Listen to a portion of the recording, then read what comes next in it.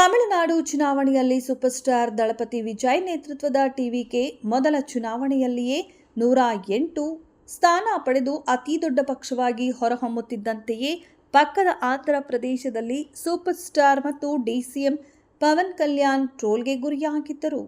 ಆಂಧ್ರದ ಪ್ರಮುಖ ವಿಪಕ್ಷ ವೈಎಸ್ಆರ್ ಕಾಂಗ್ರೆಸ್ ನಾಯಕರು ಸೇರಿ ಹಲವರು ನೋಡಿ ತಮಿಳುನಾಡಿನಲ್ಲಿ ವಿಜಯ್ ಮೊದಲ ಯತ್ನದಲ್ಲೇ ಸಿಎಂ ಆದರು. ಆದರೆ ಪವನ್ ಕಲ್ಯಾಣ್ ಎಷ್ಟು ವರ್ಷ ಕಷ್ಟಪಟ್ಟರೂ ಕೇವಲ ಡಿಸಿಎಂ ಆದರು ಎಂದು ಸಾಮಾಜಿಕ ಜಾಲತಾಣದಲ್ಲಿ ಟ್ರೋಲ್ ಮಾಡಿದ್ರು.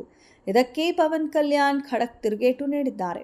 ಮಂಗಳಗಿರಿಯಲ್ಲಿ ನಿನ್ನೆ ನಡೆದ ಜನಸೇನಾ ಪಕ್ಷದ ಸಭೆಯಲ್ಲಿ ಮಾತನಾಡಿರುವ ಅವರು, ತಮ್ಮ ರಾಜಕೀಯ ಪ್ರಯಾಣವನ್ನ ತಮಿಳುನಾಡಿನ ಚುನಾವಣೆಯಲ್ಲಿ ಗೆದ್ದು ಸಿಎಂ ಆಗಿರುವ ಟಿವಿಕೆ ಮುಖ್ಯಸ್ಥ ವಿಜಯ್ ಅವರೊಂದಿಗೆ ಹೋಲಿಕೆ ಮಾಡಬೇಡ ಎಂದಿರುವ ಅವರು, ಎರಡು ರಾಜ್ಯಗಳ ರಾಜಕೀಯವನ್ನ ಒಂದೇ ತಕ್ಕಡಿಯಲ್ಲಿ ತೂಗಬೇಡಿ ಎಂದಿದ್ದಾರೆ.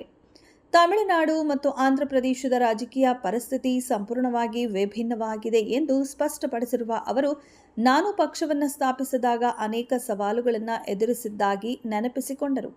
ಎಲ್ಲರೂ ಪಕ್ಷವನ್ನು ಬಿಟ್ಟಾಗಲೂ ಪಕ್ಷವನ್ನು ಕಟ್ಟಿ ಬೆಳೆಸಿದ್ದೇನೆ. ಜನಸೇನಾ ಯಾವುದೇ ಒಂದು ಸಿದ್ಧಾಂತಕ್ಕೆ ಸೀಮಿತವಾಗಿಲ್ಲ ಎಂದು ಹೇಳಿದ್ದಾರೆ.